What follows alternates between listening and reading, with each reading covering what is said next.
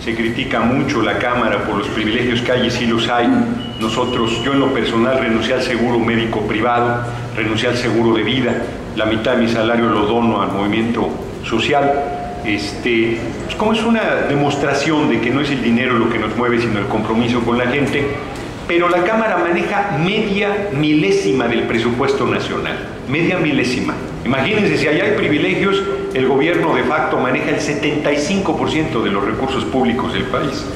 Hubo hace unos días una discusión del presupuesto nacional, solo 13 diputados votamos en contra. ¿Y por qué votamos en contra?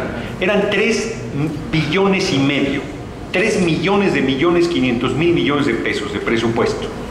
Y yo les digo a mis compañeros y compañeras diputadas, a ver, el presupuesto lo decidimos nosotros, ¿sí? ¿Y por qué se enorgullecen de haber modificado el 1%, 100.000 millones, cuando nosotros debíamos decidir sobre la totalidad? Y la totalidad, desde mi punto de vista, debería tener el acento en empleo. ¿Qué pide la gente? Empleo bien pagado, digo yo. La gente a estas alturas quiere empleo, ya ni siquiera bien pagado. Educación pública, gratuita, de calidad, universal. Hay 7,5 millones de jóvenes sin acceso a la universidad. Ustedes son privilegiados por el simple hecho de estar en esta escuela, porque hay 7,5 millones que no tienen esta oportunidad. El 40% de los muchachos que salen de la secundaria no pueden acceder a la preparatoria, no hay espacio para ellos. ¿Cómo va a ser que nuestro país no le garantice a nuestros jóvenes la educación pública, gratuita y de calidad? Y alguien del PAN me decía, no es gratuito, todo acaba pagándose. Claro, lo pagamos el pueblo y el pueblo puede pagarse su educación. Lo que es un sinsentido es que no haya para educación y le demos 1 billón de pesos a la banca extranjera de subsidio del rescate bancario del FOBAPROA. Este año son 16.500 millones de pesos para la banca extranjera. Le damos dinero a Citigroup, que es el dueño de Citibank, el grupo más poderoso del mundo. Y cuando decimos para educación, no hay. Para salud, la salud, los hospitales están cayéndose, la seguridad social la siguen privatizando, se está desmantelando, los hospitales de la Secretaría de Salud están para morirse, el ISSSTE igual, es el colmo, el director del ISSSTE se atiende en un hospital privado, el director del Seguro Social se atiende en un hospital privado, el secretario de Salud se atiende en un hospital privado. Yo les digo, debemos atendernos en los hospitales públicos. Yo voy al Seguro Social y dicen, no, es que están muy mal, pues hagamos que estén bien. ¿Cómo vamos a dar malos hospitales para el pueblo y nosotros en hospitales privados? Es una canallada cuando tenemos que tener condiciones de vida digna para todo mundo.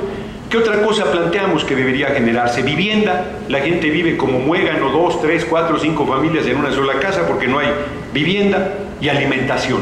Esto es lo fundamental para el pueblo. ¿Por qué el presupuesto nacional no va a tener los acentos en eso? ¿Por qué no? ¿Por qué los va a tener en apoyar a particulares? ¿Sabían? 30 familias son los dueños de este país, 30 familias.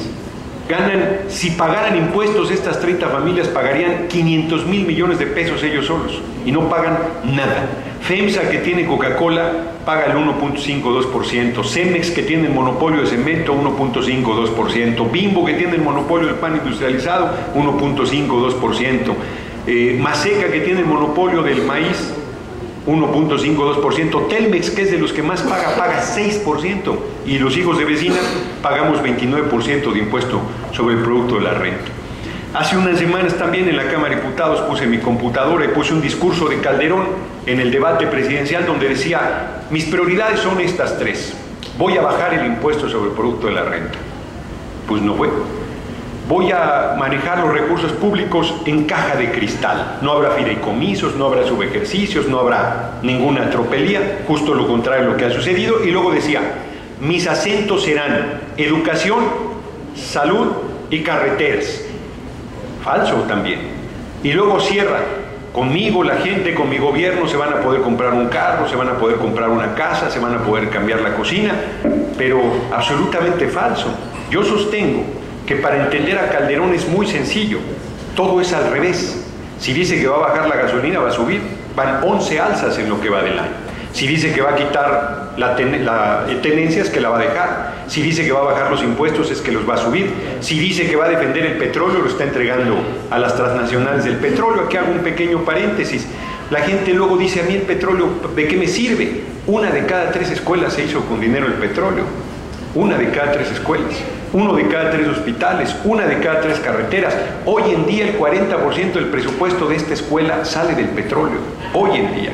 Es muy importante la riqueza petrolera y les informo que la Cámara de Diputados, por ejemplo, votó por mayoría $65 el precio del barril, y de los $65, $32.50 van a las transnacionales del petróleo, de nuestra riqueza que pertenece al país. En vez de usarlo en educación, en vez de salud, en vez de vivienda, en vez de empleo, va a las transnacionales del petróleo. Dice el canalla de Calderón: yo no estoy entregando el petróleo. No, estás entregando la ganancia, la renta petrolera, la riqueza del país.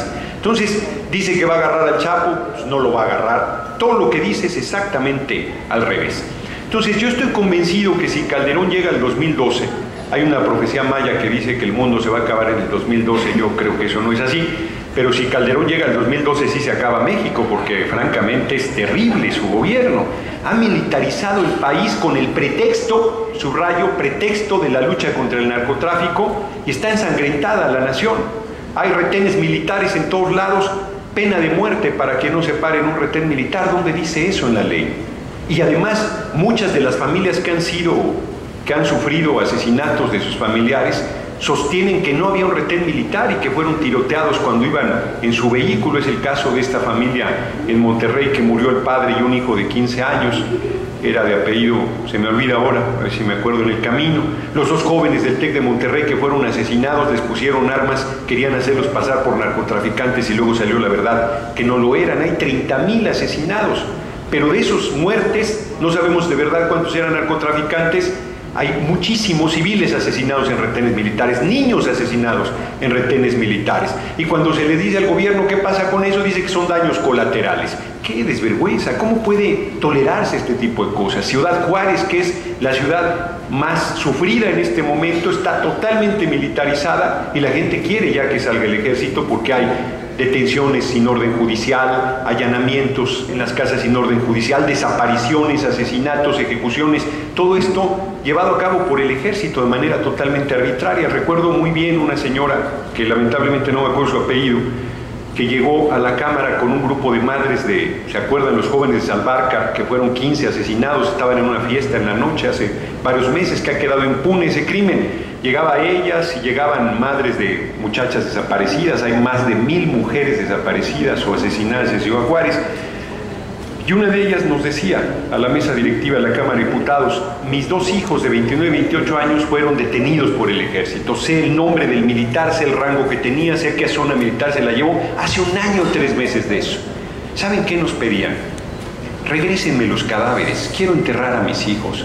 Caray, ¿cómo puede uno ser insensible frente a reclamos de esa naturaleza? ¿Cómo puede este gobierno de facto dar la espalda al sufrimiento y al dolor del ser humano con este pretexto, insisto, de la mal llamada guerra contra el narco? Porque como yo cuestioné en su momento a Blake, secretario de Gobernación del gobierno usurpador, no hay ninguna declaración de guerra. Eso implica un procedimiento legal que no se ha hecho. No hay ninguna petición al Congreso de suspensión de derechos y garantías constitucionales. Y se violan y se pasa por encima de derechos y garantías constitucionales permanentemente. Hay una situación de estado de excepción en buena parte del territorio nacional. Dice el artículo 16 constitucional: nadie puede ser molestado en su persona, domicilio, papeles o posesiones, sino en virtud de mandamiento escrito de la autoridad competente que funde y motive la causa legal del procedimiento, que no quiere decir otra cosa que no me pueden revisar, no deben si no hay un orden judicial, no deben revisar mi auto si no hay un orden judicial, no deben allanar mi casa si no hay un orden judicial, no deben detenerme si no hay un orden judicial, a menos que haya una flagrancia en la ejecución de algún delito. Y dice el artículo 129 constitucional que el ejército debe estar en los cuarteles, bajo ninguna circunstancia debe estar haciendo labores de policía como lo viene haciendo a lo largo y ancho del territorio nacional. Entonces ha ensangrentado el país, a tal grado que acaban de matar al exgobernador de Colima, Silverio Cavazos, pero antes mataron al candidato a gobernador de Tamaulipas, Torre Cantú, pero antes mataron a montones de alcaldes, pero antes Diego Fernández de Ceballos está desaparecido. ¿Todavía alguien creerá que está vivo? Yo creo que no.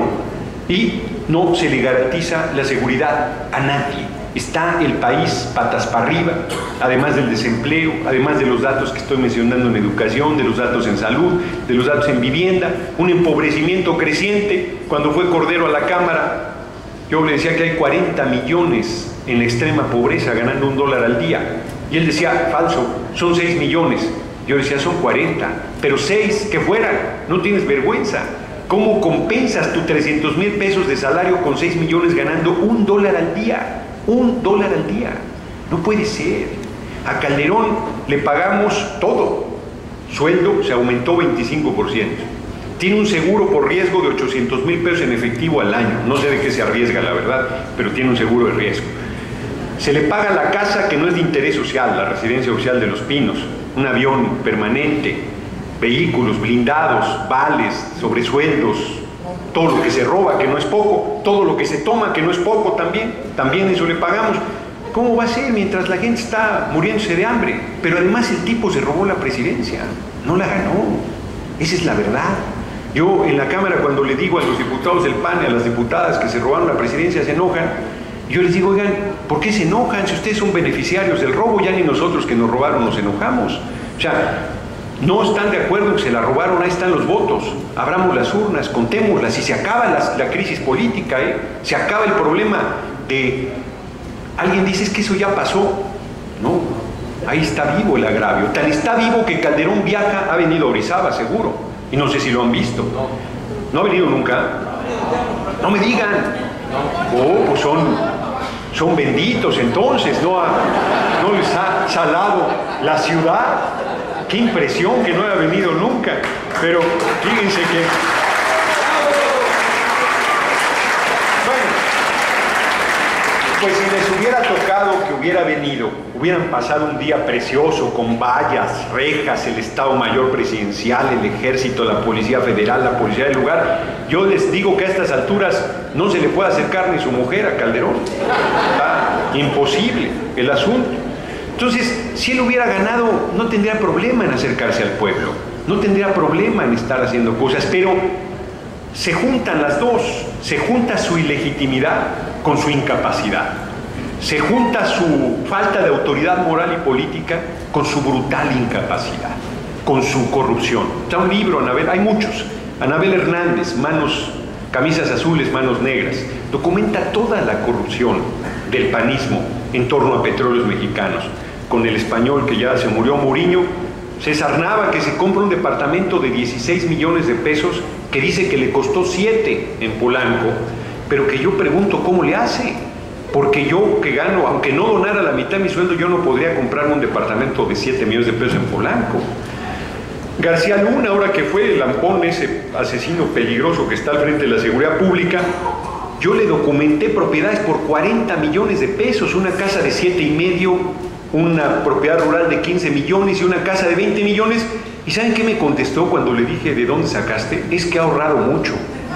¡Qué desvergüenza! Como para preguntarles dónde ahorran para ir a ahorrar nosotros, ¿verdad? O sea, de verdad, son de un cinismo impresionante, ¿no? Molinar Horcasitas, que apenas le alcanza el sueldo para llegar a la quincena. ¡Hijo de la joroba! ¿Cómo puede decir eso? ¿No? Y luego les dice uno asesinos y, ¡ay! ¿Cómo? ¿Qué? Dicen que les digo majaderías, insultos. Pues, ¿cómo se le dice a quien se le mueren 49 niños quemados vivos en una guardería? ¿Cómo se le dice? ¡Qué descuidado! ¡Qué negligente! ¿Cómo se le dice? ¿Asesino? ¿Cómo se le va a decir? ¿Cómo se le dice a la gente que se roba el presupuesto de la nación? Pues corrupto, ladrón. ¿Cómo se les va a decir? ¿De qué otra manera se les va a decir, ¿no? Entonces, realmente es una tragedia lo que está sucediendo en el país.